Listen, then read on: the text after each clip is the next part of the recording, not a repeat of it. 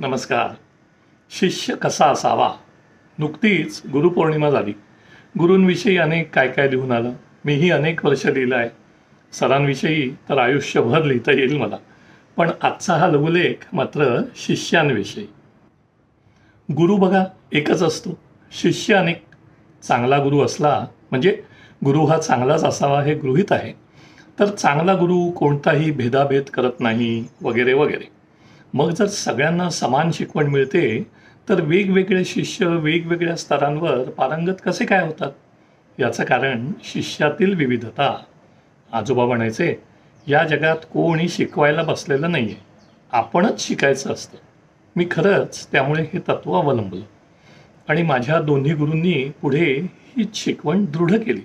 Sir म्हणायचे, पडेल ते काम करायचं. त्यामुळे गॅस सिलेंडर आणण्यापासून ते बागकाम आणि लॅबच्या टाईल्स लावणे अशी सगळी कामं आम्ही करायचो.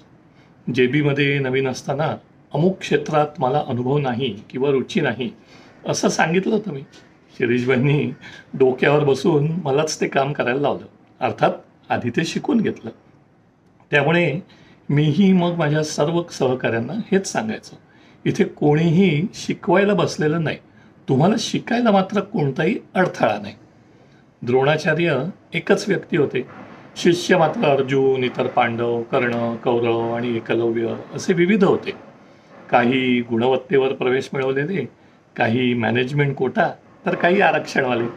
कोण किती कसं ज्ञान ग्रहण करतो हे त्या त्या शिष्याची पातळी, एकाग्रता, शिकण्याची आस अशा सगळ्यांवर अवलंबून असतं.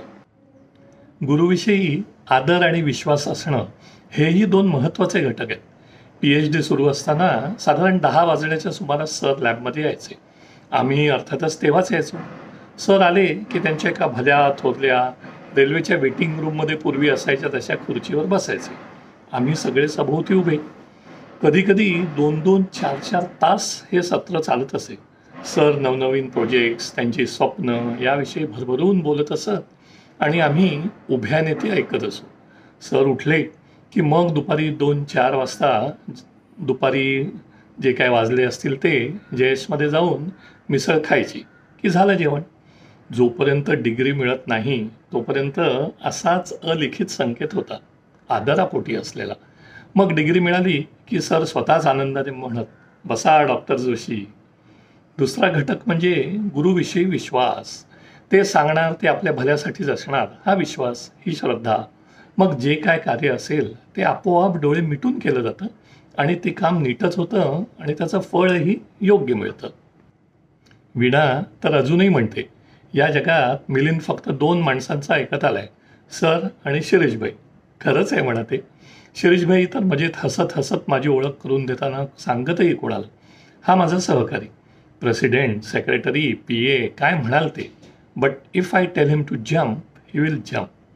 मी खरंच कितीही उंचावरून उडी मारून झोकून देत असे स्वतःला कामामध्ये, कारण गुरुरूपी पॅराशूट मला अलगद वर सांभाळून धरेल हा विश्वास होता.